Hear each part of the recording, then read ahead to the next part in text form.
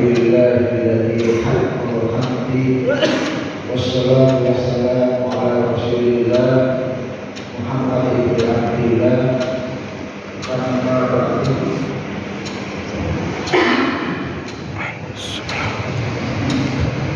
Kepada para jemaah salat subuh dan pengajian Sabtu pagi yang dirahmati Allah Subhanahu wa taala, syukur alhamdulillah kita masih diberikan umur panjang oleh Allah Subhanahu wa taala sehingga kita bisa melakukan aktivitas bersama juga,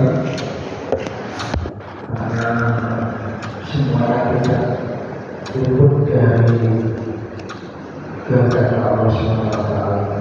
Karena setiap manusia itu akan berada di alam roh kita itu di dalam Allah Subhanahu wa taala.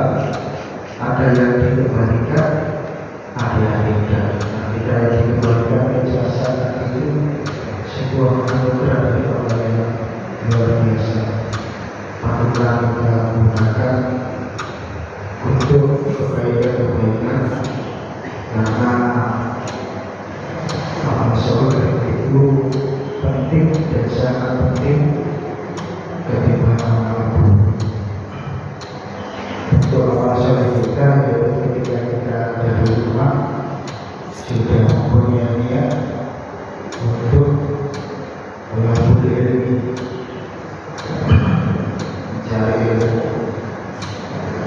Mencari ilmu tadi itu dari rumah menuju tempat majelisnya ilmu tadi itu ada halangan musibah, misalnya meninggal dunia, maka jenengan adalah misalnya semangatnya panjenengan sedaya berjamaah subuh itu adalah karunia dari Allah yang luar biasa, ditambah lagi keinginan untuk mencari ilmu tadi itu.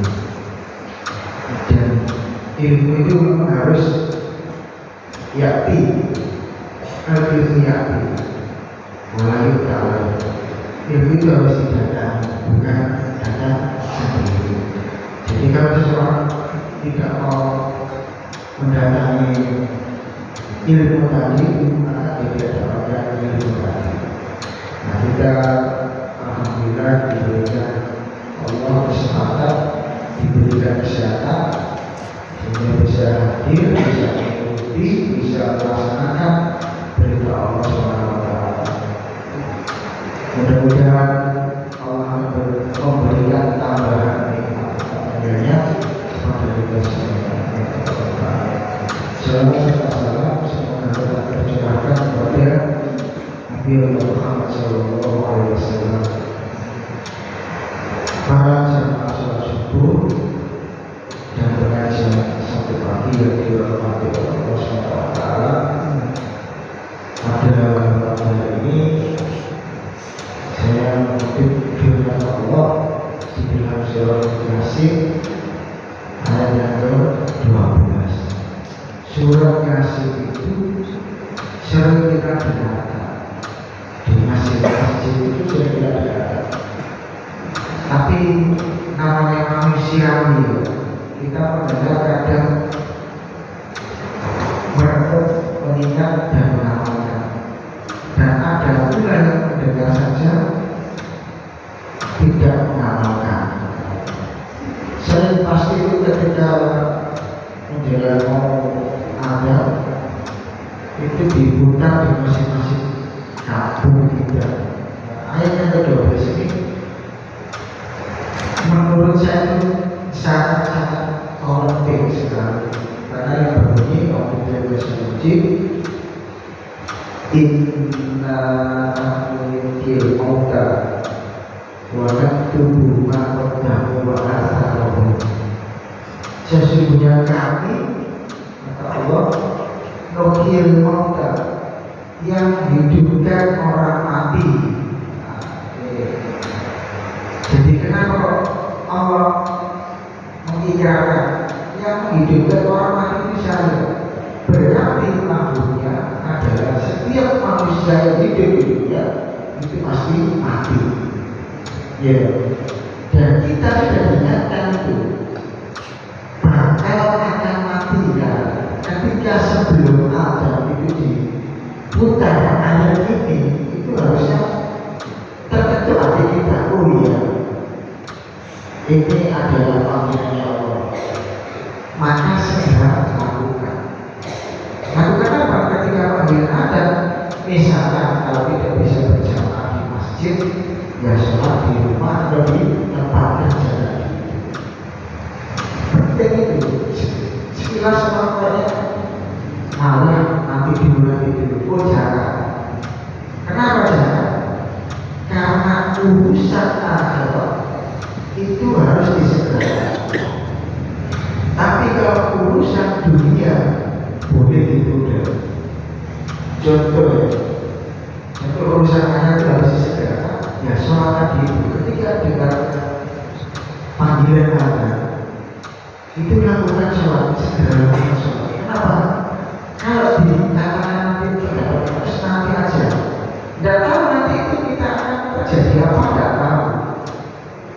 Kalau mata di dalam semua di surat rumah dan manusia tidak akan tahu apa yang akan dilakukan ke depan, tidak akan tahu. Mama tidak manusia makasih buoda, mama tidak manusia makasih buoda. Tidak ada seorang pun yang tahu apa yang akan terjadi ke depannya yang diperbuat tadi. Boleh jadi ketika dikatakan kemudian tidak melaksanakan sholat, menunda tadi, akhirnya yang misalnya ibu-ibu ya datang bulan, sholatnya bagaimana? Nah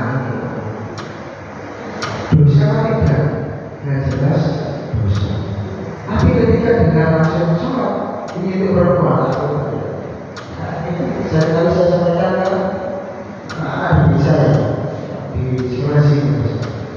Ayo ketika dengar ada sholat jangan tunda. Kenapa?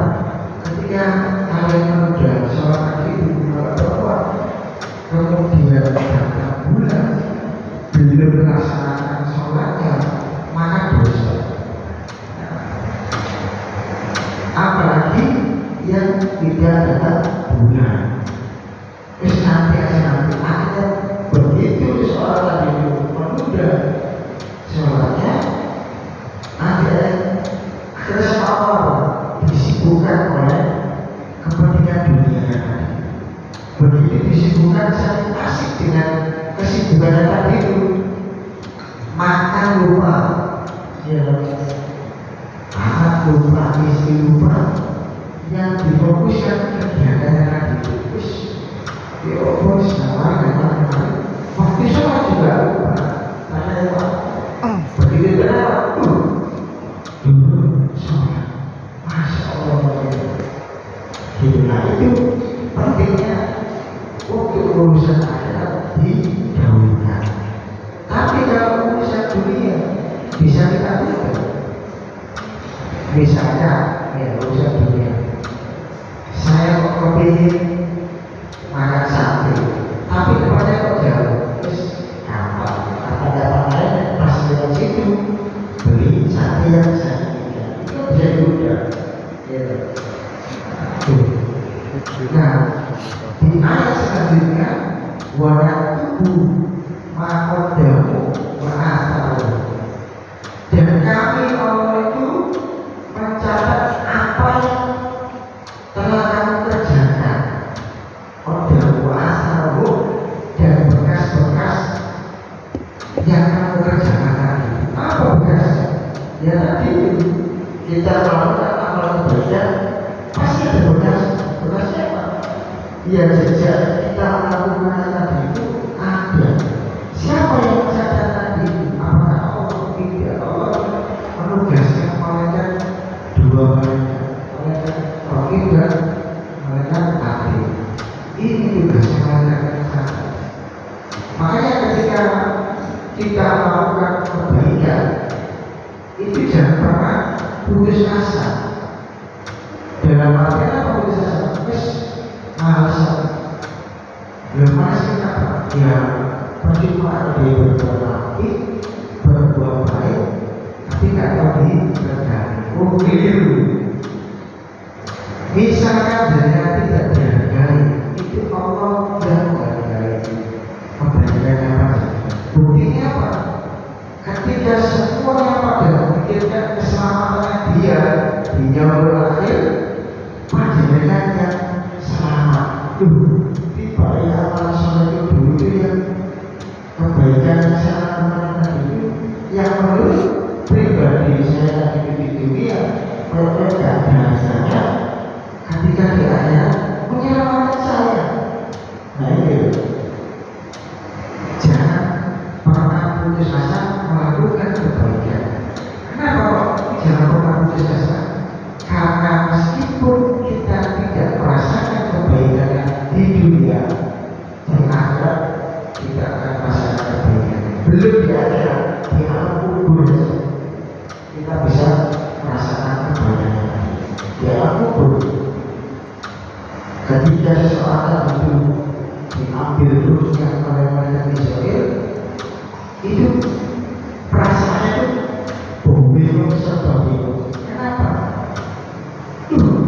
Gak bisa kembali saya berbuat di dunia. Terus gimana dosa saya? Apakah saya mendapat ampunan seperti itu? Perasaannya ketika malaikat Israel mencabut itu. Tapi tidak ada yang tahu. Yang tahu justru binatang. Binatang itu diberitahu. Makanya ketika ada seseorang meninggal dunia dimakamkan, itu binatang yang benar. Artinya akan tangisan jeritan dari ahli kuburnya masuk itu tidak jangan dibawa ke kuburan, jangan dibawa ke kuburan, jangan dimakamkan, jangan dimakamkan. Kenapa? Begitu berat pertanyaan dan risiko yang akan ditanggung ketika masuk di alam kubur. Begitu dimakamkan, masih ada orang yang mengatakan itu mereka belum mendatangi. Begitu akan semuanya meninggalkan makam sendirian satu di dalam makam yang gelap tidak ada cahaya. Nah saat itulah kebaikan amal soleh panjenengan bisa dirasakan, akan menjadikan cahaya di dalam kuburan. Lebih-lebih memiliki anak yang soleh dan solehah, bakal menerangi alam kuburnya panjenengan sendiri. Nah ini terus jangan pernah ini merasa di dalam melakukan kebaikan kalau ada kesulitan kemudian berhenti. Ditimpakan kesulitan di dalam melakukan kebaikan oleh Allah, kemudian kesempatan berbuat kebaikan. Jangan. Nah itu. Kemudian kenapa kemaksiatan, kemungkaran, sesuatu yang serba menurut mata pandangan kita dan hawa nafsu kita itu mengasihkan, mengenakan itu dilarang dan dicegah oleh Allah dan Rasulnya karena kemungkaran, kemaksiatan dan perilaku yang berbau kesenangan di dunia yang berbau dosa itu, kesenangannya akan hilang. Ibaratnya ketika seorang itu yang senang minuman keras, yang senang narkoba, yang senang berzina, ketika melakukan amal keburukan tadi itu seakan-akan senang, seketika itu tadi itu dosa akan dicatat Allah dan tetap ada pada diri seseorang. Tapi kesenangan itu begitu tercapai itu hilang. Kesenangan orang yang menggunakan 9 misalnya, tapi dosanya masih tetap ada. Nah ini, makanya kalau urusan dosa sebaik mungkin dijauhi dan ditinggal. Bahasa karena ada bahasa lagi. Walaupun saya asal-kamu di mana mobil dan setiap segala sesuatu kami catat, kami kumpulkan di imam mobil di dalam kitab Allah di lauh mahfuz dicatat. Karena kami buku rekam jejak kita atau kita itu disimpan oleh Allah di lauh mahfuz. Di dalam ayat ini disebutkan di imamin mobil, disebut imam di situ. Tapi penjelasannya imam di situ bukan imam yang memimpin sholat atau memimpin warga, itu bukan. Disebutkan di situ adalah sebuah kitab catatan. Karena menyamakan dengan firman Allah di dalam surah An-Naba ayat yang ke-29. Wa kullu shay'in ahsaynahu kitaban. Dan setiap segala sesuatu yang dilakukan oleh manusia ahsaynahu kitaban. Kami kumpulkan di dalam sebuah kitab, dicatat di dalam kitab tadi. Kalau secara modernnya itu adalah memori, kartu memori kita itu disimpan Allah di lauh mahfuz. Maka ketika kita tadi itu diberikan oleh Allah pada hari yang berakhir, yang kita baru bilang ini, maka ketika kita diberikan oleh Allah dengan diterima oleh kita misalnya ya, dengan tangan kanan kita terima dengan tangan kanan, ujian kita baru bilang ini dengan tangan, maka satu usaha berhasil, maka akan dimudahkan hisabnya kita tadi. Artinya apa? Hisab kita, perhitungan di yaumul akhir dimudahkan oleh Allah, akan mendapatkan surganya Allah Subhanahu wa taala. Wa yaqulu ila ahli masrur, dan kembali kepada keluarganya yang seiman, yang seakidah dengan kita, masrur, dengan senang gembira. Kumpul anak ini, kumpul si iman dan beramal soleh. Sama manusia kita berwarna-warni, dan ada orang yang menerima kitabnya dari warna-warni dari belakang punggungnya kiri. Kita mengambil kitabnya begini dari belakang, langsung mengambil tubuh. Maka dia akan teriak, aduh ini kecelakaan, waduh mati, padahal jalan mati. Nah sebelum terima tangan kirinya dari belakang ini simbol akan kesengsaraan diterima, sehingga apa? Yang tubuh berteriak sekeras mungkin, aduh satu celaka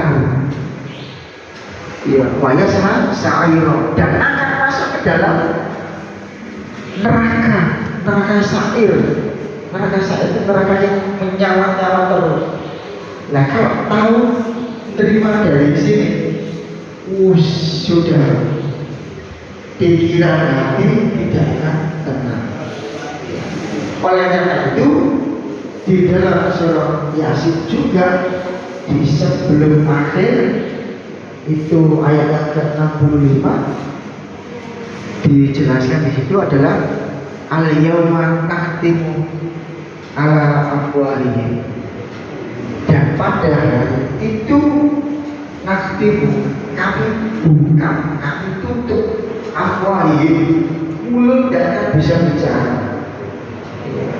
mulut tidak akan bisa bicara, membuat argumen supaya kita bisa selamat seperti di dunia tidak akan bisa. Wadukalimuna aydihim, kata Allah, yang akan berbicara kepadaku itu tangan mereka yang melakukan selama di dunia tadi. Tangan itu bisa bicara, ya, tangan bisa bicara. Buktinya apa? Ketika ada tidak kriminal, sidik jari seseorang itu bisa terbaca. Ini di dunia bisa bicara, apalagi di akhirat ngomong, iya ya Allah, ini saya melakukan ini, mulut tidak akan bisa bicara. Watas baju arjulu, dan kaki itu menjadi saksinya. Iya ya Allah, saya melakukan yang tadi itu seperti ini, dan saya sebagai saksinya apa? Saya melakukan kepada perbuatan yang tadi itu. Kalau amal saya dia menjadikan saksi, kakinya mengatakan, iya ya Allah, saya menjadi saksi, saya belajar aku kebaikan tadi. Tangan yang melakukan mengatakan, iya ya Allah, saya betul-betul melakukan kebaikan yang engkau perintahkan.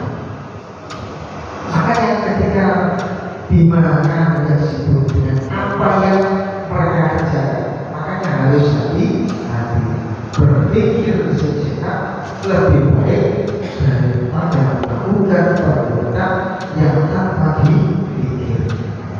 Makanya ketika ada perbuatan ini nanti enggak, bukan masih berusaha dilakukan, begitu dilakukan tiba-tiba, nah ini tiba-tiba. Makanya berpikir dari itu, berpikir di surah Anak juga dijelaskan, yang mengukur bulan-bulan itu soal layak akan illa makan daur rahman wakola sahabat. Ini dikasih ada di hadapan juga pada hari yang mulia mana ini yang mengukur bulan-bulan itu sahabat. Kalau kita dengan mereka berbaris di mana di pada masa harus sampai.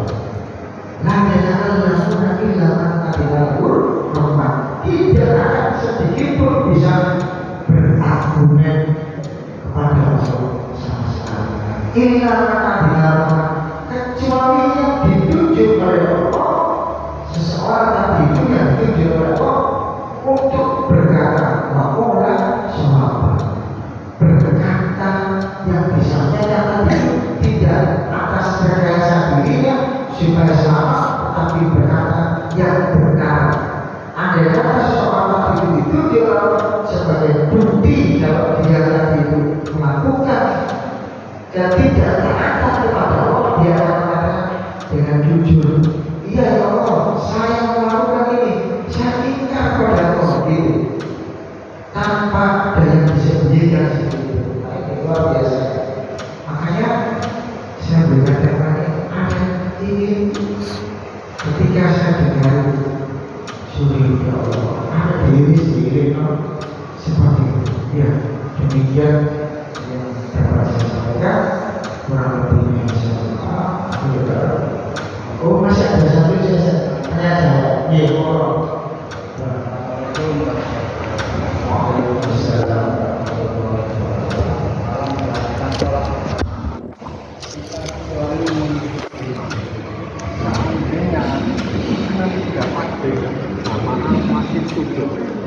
Kemudian yang kedua, saya pernah mendengar bahwa di dalam menjalankan sholat kita tidak boleh pakai masker atau menutup mulut. Pernah mendengar kata Rasulullah begitu. Ini sementara kejadian COVID sudah lewat, masih menutup mulut, bagaimana ya Pak hukumnya? Mohon penjelasannya Pak. Nggak nyentelin Pak, tanya. Hidung bukan kayak hidung terbuka. Pertanyaannya sholat itu yang jadi panutan, yang jadi itu kan itu imam. Jika imam itu dalam hadis, imam itu dijadikan sebagai panutan. Ada apa takbir, takbiran imam takbir ikuti takbir takbir. Apabila imam rukuk maka ikuti rukuk. Imam sujud maka ikuti sujud. Maka ketika jadinya datang makmum masbuk datang imam sudah sujud, jadi takbir takbir dulu, ikuti imam sujud. Nah nanti kurangnya jadinya ketinggalan berapa rakaat baru dilengkapi sesudah imam selesai salam. Selesai salam itu pun juga ada dua pendapat. Pendapat pertama, ketika imam sudah salam menolehkan assalamualaikum warahmatullahi wabarakatuh, sebelum menolehkan diri bisa melanjutkan sholat yang kekurangan tadi itu. Ada yang pendapat kedua sampai salam yang kedua selesai. Artinya apa? Ketika ada salam ke kanan itu sudah menunjukkan batasnya sholat itu sudah selesai. Ini bab yang pertama. Yang kedua itu salam oleh ke kiri, selesai ke kiri baru lanjutkan. Oh, terserah kita pakai yang mana yang jenengan paling saya yang mana. Kalau saya sih ambilnya seperti itu. Ini sudah santai, saya susu. Imam salam pertama ya tidak apa-apa, salam kedua tidak apa-apa. Kemudian pertanyaan yang kedua, apakah dilarang ketika sholat tadi itu bertutup masker? Tutup masker, tutup mulut masker, tutup mulut. Iya. Karena sholat itu tidak ada perintah untuk menutup mulut juga tidak ada, larang buka mulut juga tidak ada. Yang larangannya ketika sholat itu adalah bergerak di luar gerakan sholat. Misalkan saja sholat Allah, setelah itu ada tamu datang, lalu jadinya jalan. Lu kamu tak uji jalan menggunakan uji, kembali lagi sudah bergerak di luar gerakan sholat yang bisa boleh bergerak di luar gerakan sholat secara sengaja. Itu kalau ada bahaya, misalnya ada alat sikit ular, ada ular di depan dengan kobra ini, jadi kalau gini ya atur yang bergerak tidak apa-apa, tidak apa-apa. Itu karena Islam itu mudah, agama itu mudah, tapi jangan dipermudah. Itu gitu. Ya Pak, saya tak suka.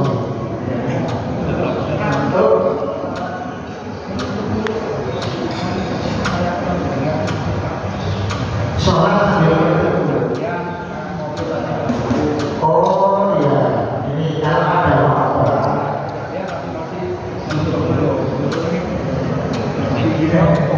Ya, ibaratnya seperti ini loh maksudnya. Ada seseorang yang ambilnya perempuan itu kan wajah dan celana, gitu. Ada yang akan pakai masker cadar atau masker cadar, gitu. Boleh atau tidak? Ya boleh. Tapi ya menurut versinya masing-masing orang ya punya pendapat sendiri. Misalnya saya misalnya masker pakai cadar, misalnya lebih nyaman cadar, ya monggo. Tidak pakai cadar juga tidak apa-apa. Karena Iya, di sana ada wabah, COVID, ya dianjurkan dan diberitakan supaya tidak menularkan virus pada orang lain, memakai masker. Ya, kalau sakit, kondisinya sakit supaya misalkan dekat atau mulai saya dekat sakit flu, supaya itu kalau yang lainnya saling menghindari diri saya dan orang lain. Ya baik kan? Itu maksudnya. Nah terus sudah ada apa-apa, bagaimana? Ya tidak apa-apa, tidak ada protesnya. Yang penting tidak membahayakan dirinya yang memakai masker. Misalkan kalau pakai masker sesek, nggak boleh. Tapi kalau ada sesek yang tidak apa. Ini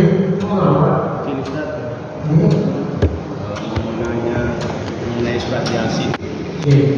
Surat Yasin terdapat 82 ayat yang disebutkan Ustadz tadi. Ayat ke-12 menerangkan bahwa itu pengingat manusia bagi yang hidup. Di antara 82 ayat itu, apakah ada di antara ayat itu yang menguntungkan bagi mayat? Karena saya sering mendengar bahwa setiap ada orang meninggal dibacakan surat Yasin. Mohon penjelasan Ustaz. Masih. Oh, gini. Maksudnya itu apakah ada ayatnya yang menunjukkan bahwasanya surat Yasin dibaca itu untuk si mayit yang diterima? Ayat di dalam surat Yasin itu untuk orang yang hidup. Iya. Adakah yang dibacakan untuk orang yang meninggal dunia? Kalau yang membacakan tadi itu anaknya yang baca, itu bisa dapat pahala. Tapi kalau untuk biasanya supaya selamat mau kemarin alam kubur beda disiksa. Ya kalau orang itu beramal soleh otomatis tidak akan disiksa. Nah, tapi kalau orang di dunia sebelum meninggal, ya ini saya tempat ini punya pikiran ini menjadi pahamnya orang-orang awam. Memahamkan orang-orang yang awam itu memang tidak ada sulit.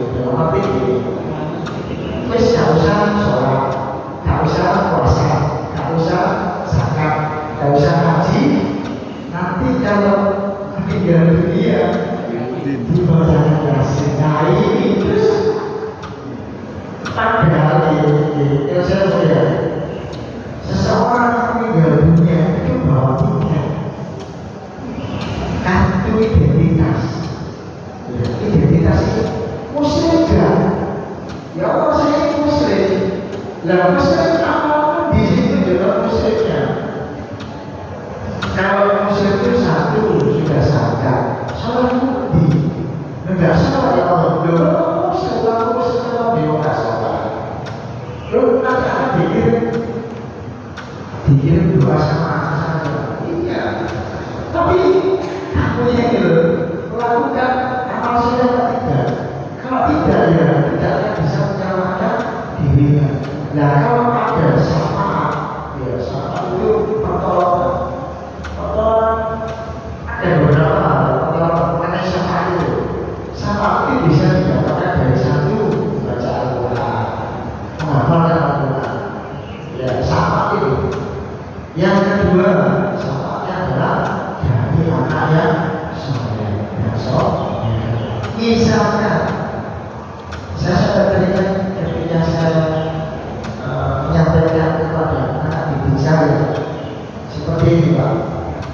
Andainya anak-anakku ketika kamu disekolahkan di Muhammadiyah sini sekolah yang Islam, kamu tidak betul-betul belajar agama dan tidak belajar membaca Al-Quran dengan baik dan benar, nanti perwira kamu ketika kamu besar tidak bisa ilmu agama, tidak bisa membaca Al-Quran. Ruginya apa? Ya ruginya kamu tidak bisa mensyafa'ati orang tua. Ada ketika orang tua masuk surga, orang tua akan melepas tangan.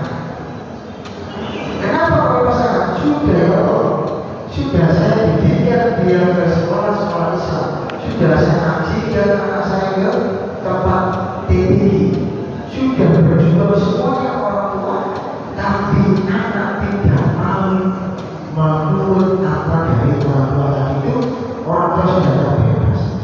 Orang tua masuk surga, kamu tidak akan bisa masuk surga. Pilih mana? Yang kedua, orang tua amalannya setengah-setengah. Kadang sholat, kadang tidak. Ya kadang kalau dia puasa, kadang tidak. Setengah-setengah. Ketika kamu dididik menjadi anak di sekolah, menjadi anak sekolah, kamu berbakti pada orang tua dan taat kepada Allah dan Rasulnya.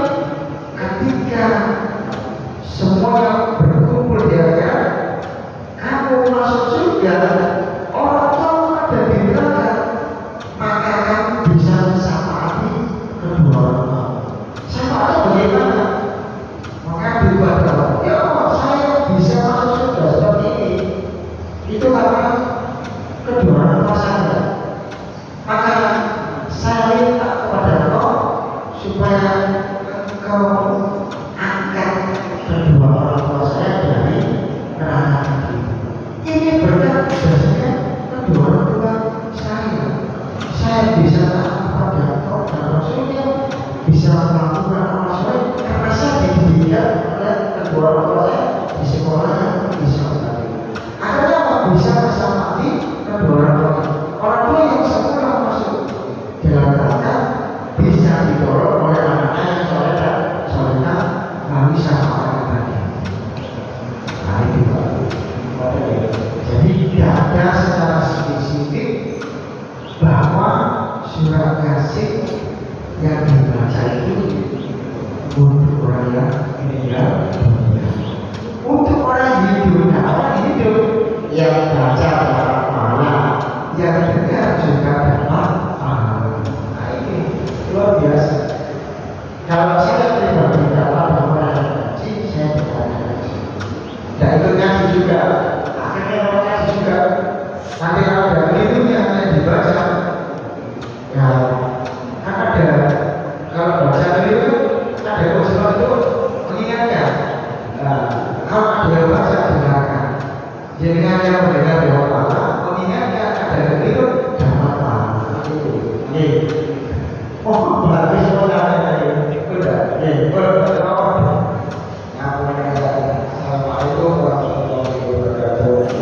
Assalamualaikum warahmatullahi wabarakatuh.